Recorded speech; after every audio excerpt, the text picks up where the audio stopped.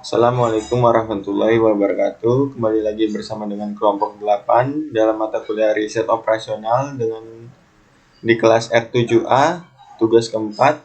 Saya sendiri Raka Fradina, MPM 2017-435-00021. Dengan nantinya ada rekan saya Bayu Haji Pratama, NPM 2017-435-00008. Di sini kita mempunyai persoalan yaitu minimize X1 min 2X2 bergantung pada X1 plus X2 lebih dari 2 min X1 plus X2 lebih dari sama dengan 1, X2 kurang dari sama dengan 3, X1 X2 lebih dari sama dengan 0. Diselesaikan dengan metode dua fase. Sebelumnya nantinya setelah kita rubah hasilnya akan menjadi X1 plus X2 kurang X3 plus X4 sama dengan 2 min X1 plus X2 dikurang X5 plus X6 sama dengan 1, X2 plus X7 sama dengan 3. Nah, selanjutnya di sini kita mempunyai sebuah tabel awal di mana ada Z X1 dengan baris lama 1 min 2, 0, M, 0, M, 0, 0, dan NK-nya 0. Nah, di bawah baris lama ada min M, X1-nya adalah 1, X2-nya adalah 1, X3-nya adalah min 1, X4-nya adalah 1, X5 dan X6 adalah 0, dan X7 adalah 0, dan NK-nya adalah 2. Nah, hasilnya ada X1 sama dengan 1, X2 sama dengan min 2M min 2, X3 adalah M, X4 adalah 0, X5 M, X6 adalah 0, X7 adalah 0, dan NK-nya adalah min 3M. Nah, di langkah pertama kita harus menyusun persamaan-persamaan ke dalam tabel. Di sini kita bisa lihat sendiri dengan tabelnya. Selanjutnya kita harus menentukan kolom kunci. Gimana caranya? Dengan cara melihat di baris Z yang nilainya terkecil, jadi kolom kuncinya X2. Di sini kita bisa melihat baris Z yang nilainya terkecil, yaitu ada di X2 dengan 2 min 2M min 2. Selanjutnya kita harus menentukan baris kunci dengan cara melihat indeks yang terkecil. Cara mencari nilai indeks dengan cara NK dibagi dengan kolom kunci. Nah, NK-nya yang di sebelah kanan ini dibagi dengan kolom kuncinya yang tadi. 2 dibagi 1 sama dengan 2, 1 dibagi 1 sama dengan 1, 3 dibagi 1 sama dengan 3. Selanjutnya kita mengubah nilai-nilai baris kunci. Gimana caranya? Kita bisa melihat yang tadi di kolom kunci ada di X2.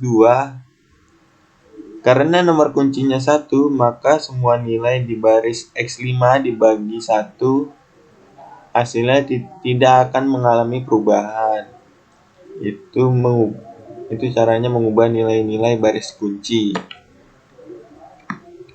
Di sini kita masuk ke mengubah nilai-nilai selain baris kunci, sehingga nilai-nilai kolom kunci sama dengan 0. Di baris Z hasilnya ada 2M min 1, 0, M, 0 min M plus 2, 2M plus 2, 0 min M plus 2. Di X3 hasilnya ada 2, 0, min 1, 1, 1, min 1, 0, 1. Nah, di baris X7 hasilnya ada 1, 0, 0, 0, 1, min 1, 1, dan 2. Setelah itu kita masukkan nilai yang tadi ke dalam tabel. Nah, di sini sudah saya masukkan ke dalam tabel. Karena nilai Z masih terdapat minus atau min M plus 2, maka kita lakukan pengulangan langkah untuk mencari kolom kunci dan baris kunci yang baru. Kita ulang lagi mencari kolom kunci baru dengan cara melihat di baris Z yang nilainya terkecil. Jadi kolom kuncinya adalah X5. Nah, di sini kita sudah kotakkan di X5. Selanjutnya mencari baris kunci baru. Tadi kita sudah menentukan di mana kolom kunci baru. Selanjutnya kita mencari baris kunci baru dengan caranya melihat indeks terkecil. Cara mencari nilai indeks dengan cara NK dibagi dengan kolom kunci. NK-nya ini dibagi dengan kolom kuncinya yang tadi ada di X5. Jadi 1 dibagi 1 sama dengan 1, 1 dibagi min 1 sama dengan min 1, 2 dibagi 1 sama dengan 2. Selanjutnya kita mengubah nilai-nilai selain baris kunci sehingga nilai-nilai kolom kunci sama dengan 0. Di baris Z ini kita bisa melakukan dengan cara nilai-nilai yang ada di baris lama, contohnya 2M1, 2M min 1 dikurang min 1 dinilai NBBK dikali min 1. Jadi hasilnya ada di baris baru yaitu M plus 1. Sama juga dengan di baris X3. Semua nilai yang ada di baris lama dikurang dengan nilai yang ada di baris NBBK dikalikan dengan 1. Hasilnya ada di baris baru yaitu 3 min 1 min 1 1 2 2 dan 0 dan 0. Sama juga dengan di baris X7. Hasilnya ada 2 min 1 0 0 2 2 1 dan 1. Langkah terakhir, kita akan memasukkan nilai di atas yang tadi ke dalam tabel berikut. Jadi hasil akhirnya adalah min Z sama dengan min X1 plus 2X2, min Z sama dengan 0 plus 2X1, min Z hasilnya adalah 2. Sekian presentasi dari saya. Nanti selanjutnya rekan saya Bayu Haji Pratama akan menjelaskan lebih detail lagi. Terima kasih. Assalamualaikum warahmatullahi wabarakatuh. Setelah tadi teman saya Raka Fradina sudah menyampaikan tentang hasil dari kerja kelompok kami di mata kuliah riset operasional.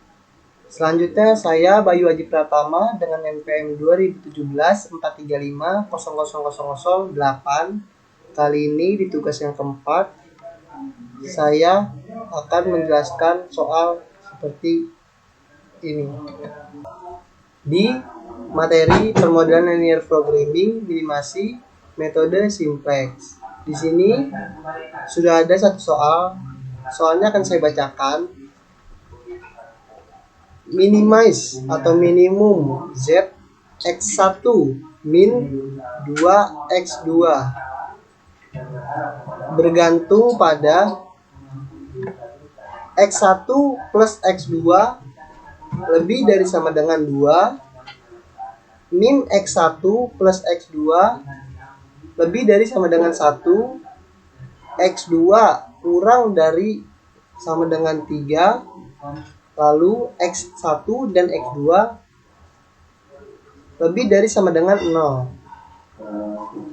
Soal ini akan diselesaikan dengan metode 2 fase. Ini ada gambar dari soal yang sudah saya bacakan sebelumnya. Langkah pertama dari minimasi metode simplex yaitu mengubah tanda baca lebih dari sama dengan menjadi kurang lebih sama dengan, lalu dirubah lagi menjadi sama dengan cara seperti ini. Karena nilai hasilnya masih minus atau min sama dengan 2, harus kita kalikan lagi dengan min 1.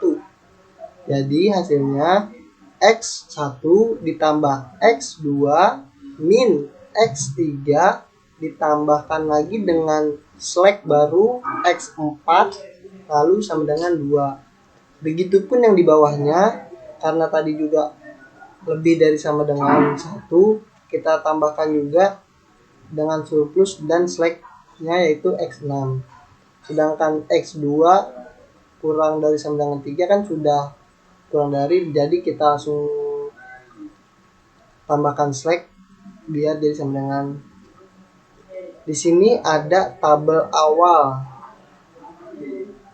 dari soal yang sudah saya bacakan.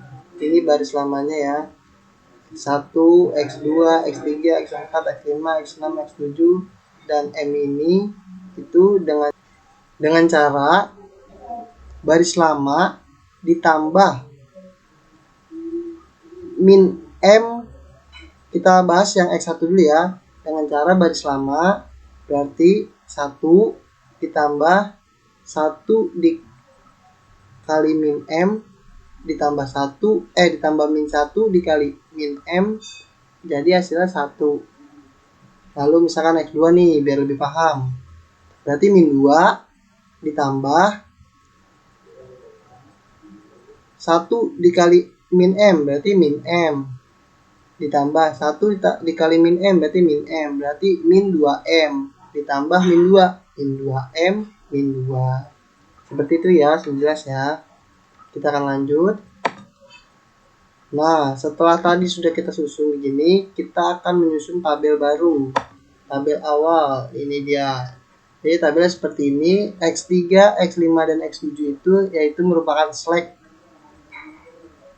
atau variabel bantu. Seperti ini tabelnya. Lalu setelah kita melihat tabel ini, kita akan selanjutnya mencari atau menentukan kolom kunci. Menentukan kolom kunci itu dengan cara melihat di baris Z, yaitu nilai yang mana, nilai yang paling terkecil. Kita bisa lihat nilai yang terkecil itu min 2M min 2. Jadi kita tentukan kolom kuncinya itu X2. Sudah kita lingkarin di situ ya, kita kotakin X2. Lalu setelah itu kita menentukan baris kuncinya. Menentukan baris kunci itu dengan cara melihat indeks terkecil. Mencari nilai indeks itu dengan cara NK atau nilai krisis dibagi dengan kolom kunci. Di situ sudah kita kasih garis, kita tarik garis, 2 dibagi 1, 2, 1 dibagi 1, 1, 3 dibagi 1, 3. Maka nilai indeks terkecil itu adalah 1. Jadi kita tentukan baris kuncinya itu X5. Nah, karena X5 itu baris kunci dan X2 itu kolom kunci, kita mendapatkan nomor kunci yaitu di angka 1. Maka semua nilai di baris X5 dibagi dengan 1. Karena dibagi dengan 1, maka hasilnya tidak mengalami perubahan. Jadi sama aja dengan nilainya itu min 1, 1, 0, 0, min 1, 1, 0, 1. Lalu langkah selanjutnya kita akan mengubah nilai-nilai selain baris kunci. Jadi selain X5 kita akan rubah semuanya dengan baris baru, dengan cara misalkan yang di baris Z kita akan kalikan dengan nilai dari X5. Di situ nilai X5 kan sudah kita tulis dan dikali dengan ini. Nilai yang ada di kolom kunci nilai yang ada di baris Z dan di dalam kolom kunci, yaitu berarti min 2M min 2. Jadi dikalikan itu. Jadi hasilnya seperti ini, 2M min 1, 0, M, 0, min 2, min M plus 2, 2M plus 2, 0, min M plus 2. Setelah kita melakukan di baris Z, kita lakukan langkah yang sama untuk di baris X3 dan X7. Sudah kita hitung dan nilainya seperti ini. Lalu setelah mendapatkan baris-baris baru, kita membuat tabel baru. Di sini kita sudah membuat tabel barunya seperti ini. Dan karena nilai di Z masih terdapat minus, yaitu di X5 min M plus 2, maka kita lakukan ulang langkah mencari kolom kunci yang baru, baris kunci yang baru, nilai yang baru untuk menentukan agar nilai di X5 ini tidak jadi minus, atau di Z ini sudah tidak ada yang minus. Selanjutnya kita akan mencari kolom kunci baru. Kolom kunci yang baru kita cari dengan cara melihat nilai di Z terkecil. Karena di Z terkecilnya itu yang tadi masih minus, M plus 2 masih minus, jadi sudah kita tentukan kolom kuncinya itu di X5. Lalu mencari baris kunci baru yang di sebelumnya juga kan sudah kita tentukan dengan cara indeks yang terkecil.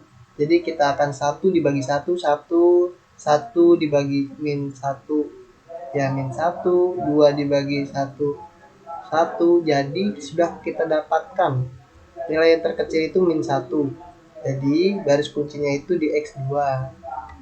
Lalu setelah itu kita sudah mendapatkan nomor atau nilai kunci yaitu min 1.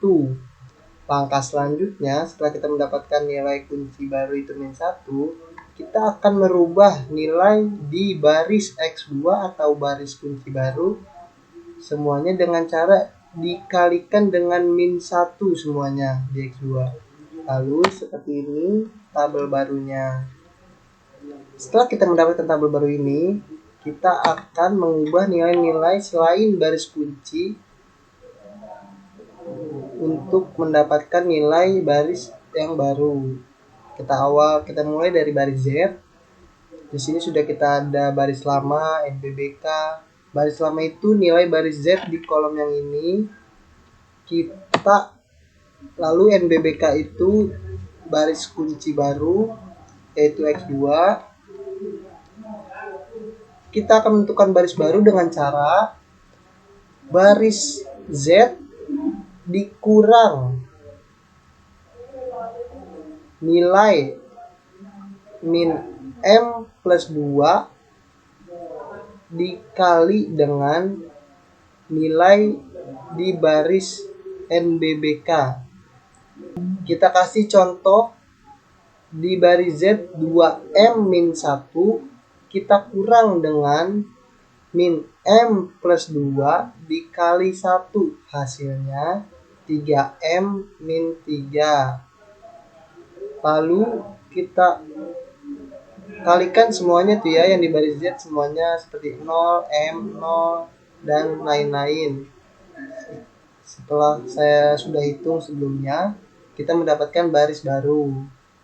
Kita lakukan langkah seperti itu di baris X3 dan X7. Baris lama X3 kita kurang dengan NBBK yang sudah dikalikan dengan 1. Lalu kita mendapatkan baris barunya. Di X7 juga seperti itu. Lalu sudah tidak ada nilai yang minus di baris Z, maka langkah kita sudah selesai. Jadi selanjutnya ini adalah tabel akhir dari soal yang sudah ada dan saya kerjakan bersama teman saya. Ini tabel akhirnya. Jadi hasilnya, karena di soal yang awal fungsi Z itu X1 min 2X2, jadi X1 nya 0, X2 nya itu 1, X2 itu min 2 dikali dengan 1, berarti maka hasil Z itu sama dengan 2. Semoga materi yang saya dan teman saya sampaikan dapat diterima dan dapat dipahami dengan mudah. Kurang lebihnya mohon maaf. Assalamualaikum warahmatullahi wabarakatuh.